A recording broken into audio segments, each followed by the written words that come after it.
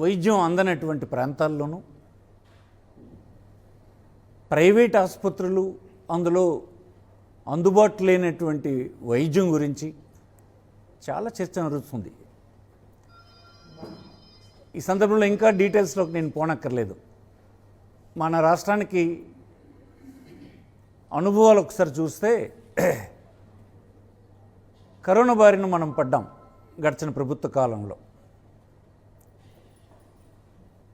Corona బారిన పడితే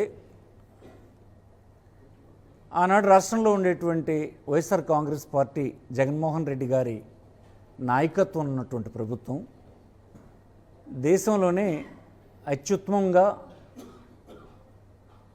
కరోనాను ఎదుర్కోగలిసినాం. ఇతర రాష్ట్రాల్లో ఇంత ధీటుగా దాన్ని ఎదుర్కొనేటువంటి సందర్భాలు లేవు. అనుభవం ఇది మనకి. అలాంటి విపత్తు వచ్చినాడు కూడా ప్రభుత్వ ఆసుపత్రులు గట్టిగా పనిచేసినాయి,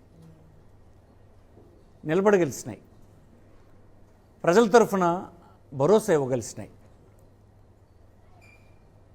ప్రైవేట్ ఆసుపత్రులు ఎన్ని మనం విజిలెంట్గా ఉన్నప్పటికీ, ప్రభుత్వ అధికారులు ఉన్నప్పటికీ, ప్రైవేట్ ఆసుపత్రి అనేది ఆదాయం కోసం పెట్టుకున్నది కనుక ప్రజల నుంచి కరోనా భయాన్ని చూపించి దోపిడీ చేసే కార్యక్రమం దేశంలోనే జరిగిపోయింది. రాష్ట్రంలోనే కాదు, రాష్ట్రంలోనే జరిగింది, దేశంలో కూడా జరిగింది. అయితే ఆనాడు ఉన్నటువంటి ప్రభుత్వ ఆసుపత్రుల్ని గట్టిగా పనిచేయించగలిసినాం కనుక కొంతవరకైనా ఆంధ్రప్రదేశ్లో మనం తట్టుకోగలిసినాం.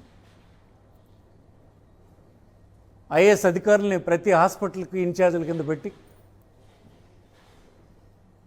భోజన వస్తువులకు అవసరమైనటువంటి ధనాన్ని ఇచ్చి చాలా విజిలెంట్గా ఉండడం వల్ల కొంతైనా నిరోధించగలిసినాం. కానీ అల్టిమేట్గా దేశంలో ఉన్న ప్రజలు ఎలాంటి అభిప్రాయానికి వచ్చారంటే వైద్యం అనేది వదిలేశారు, గాలికి వదిలేశారు, ప్రైవేట్ వ్యక్తులకు ఇచ్చేశారు, వాళ్ళు ప్రజల్ని నిలువుదోపిడీ చేసేస్తున్నారు. కరోనా వచ్చి కుటుంబంలో ఒక సభ్యుడు చనిపోతే ఆ చనిపోయాడనే బాధ కంటే మిగిలిన వారు, కుటుంబంలో మిగిలిన వారిని ఆర్థికంగా ఆసుపత్రులు దొలిచేసి మిగతా సభ్యుల్ని మానసికంగాను ఆర్థికంగాను భవిష్యత్తు లేకుండా చంపేస్తున్నారన్నటువంటి ఆవేదన ప్రజల్లో వ్యక్తమైంది. నిజానికి నేను కూడా చాలా కాలం శాసనసభ్యుడిగా, మంత్రిగా అనేక ప్రభుత్వాల్లో పనిచేశాను. నాకు కూడా అదే అభిప్రాయం. ఇప్పటికీ భారతదేశంలో, మన రాష్ట్రంలో వైద్యం అనేది మనం సరిగా చేయలేకపోతున్నాం. ఇచ్చేస్తున్నాం, ప్రైవేట్ పీపుల్కి ఇచ్చి మీరు దోచుకోండి అని వదిలేస్తున్నాం. ఇంత ప్రభుత్వాలు కలిగి 80 సంవత్సరాలు స్వాతంత్రానంతరం అనుభవం కలిగి నేడేమో మీరు ఇష్టానుసారం దోచుకోండి, మీ ఇష్టం అన్నటువంటి స్వతంత్ర రాజ్యంలో ఇచ్చేస్తే ఇది ప్రభుత్వాలకి, ప్రజలు ఎన్నుకున్న ప్రభుత్వాలకి ధర్మమేనా అడుగుతున్నాను. మనకున్న రాజ్యాంగం ఏం చెప్తుంది?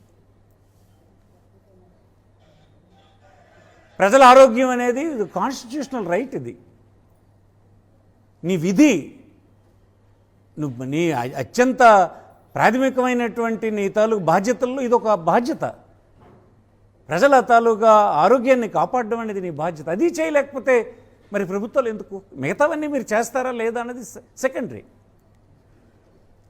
విద్యకు సంబంధించి, ఆరోగ్యానికి సంబంధించి ప్రాథమికంగా ఉండేటువంటి బాధ్యతను కూడా మీరు స్వీకరించకపోతే ఎలాగా?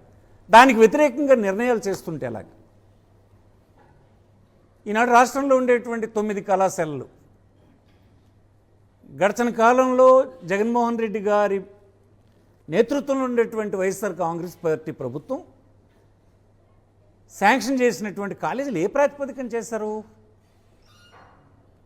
26 జిల్లాలు ఈ రాష్ట్రంలో ఉంటే, ఆంధ్రప్రదేశ్లో ఉంటే, ఏ జిల్లాకైతే ఆసుపత్రి అవకాశం లేదో, ప్రజలకు, సామాన్యమైన ప్రజలకు ప్రభుత్వ పరంగా వైద్యం అందించడం కష్టమవుతున్నటువంటి జిల్లాలను ఐడెంటిఫై చేసి ఆ జిల్లాల్లో ఈ కాలేజీలన్నీ ఇవ్వడం జరిగింది.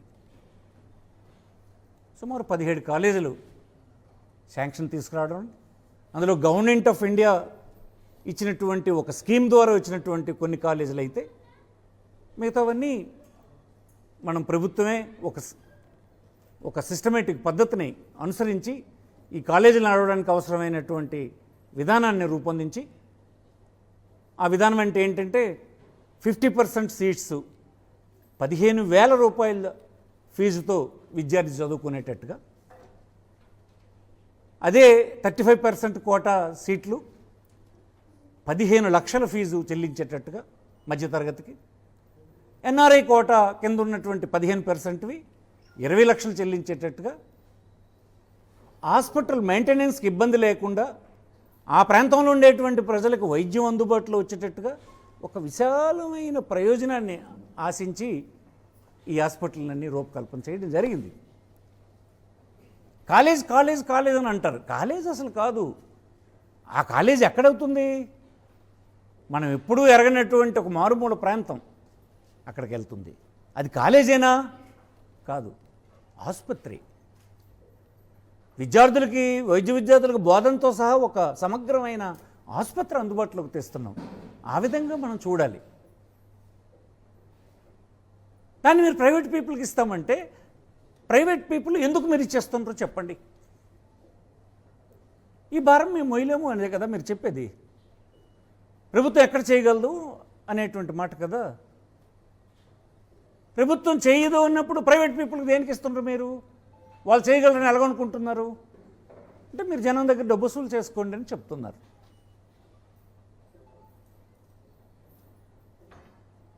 ఎనభై సంవత్సరాల తర్వాత కూడా మారుమూల ప్రాంతానికి ఒక బోధన ఆసుపత్రి వస్తే అది కూడా మనం ఇవ్వలేని దిక్కుమాలిన పరిస్థితులు ఉంటే ఎలా?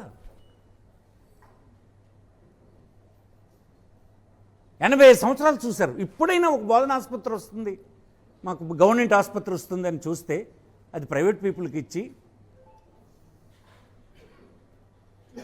మీరు మళ్ళీ దోచుకోండి అని చెప్పే కార్యక్రమం చేస్తే నిజంగా మనం ఏం బాధ్యత వహిస్తున్నట్టు?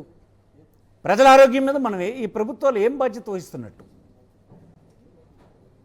ఇంత చిన్న విషయం ఇంత చర్చ జరగాల?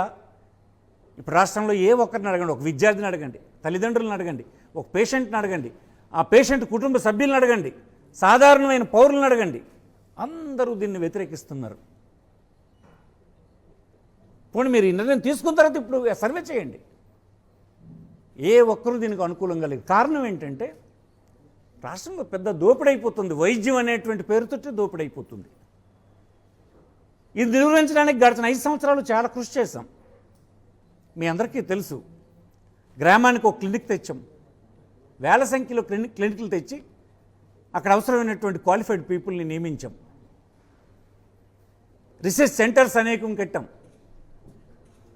ఆరోగ్యశ్రీ అమలు చేయడానికి ప్రతి హాస్పిటల్ మీద ఒత్తిడి పెట్టి, అధికారులను పెట్టి నిరంతరం మానిటర్ చేసి ఏ ఆరోగ్యశ్రీ కేసు వచ్చినా తిరస్కరించడానికి వీలు లేకుండా నచ్చజెప్పి ఒప్పించి చేయించే పని చేశాం. మీరు ఇవన్నీ ఎత్తేస్తే అసలు ఏం జరుగుతుంది? మన గ్రామీణ ప్రాంతాల్లో మీరు చూడండి. ఇప్పుడు అసలు జరుగుతుంది ఏంటంటే, ఆ గ్రామంలో ఒక వైద్యుడు ఉంటాడు, అతను ఒక కార్పొరేట్ హాస్పిటల్తో సంబంధం కలిగి ఉంటాడు. పేషెంట్ని తీసుకుపోయి బలవంతం తీసుకెళ్ళి హాస్పిటల్కి అందించేస్తున్నారు. అందిస్తే అతని ఆర్థిక స్తోమతకు తగ్గట్టు బిల్లు వేసే కార్యక్రమం జరిగిపోతుంది. అతనికి అవసరం ఉన్న టెస్టులు లేనివి అన్నీ రాసి ఇతను ఎంతైతే చెల్లించగలడో, ఇతని ఆస్తులన్నీ అమ్మేస్తే ఎంతైతే సరిపోతుందో అంత బిల్లు వేసి ఇచ్చేస్తున్నారు.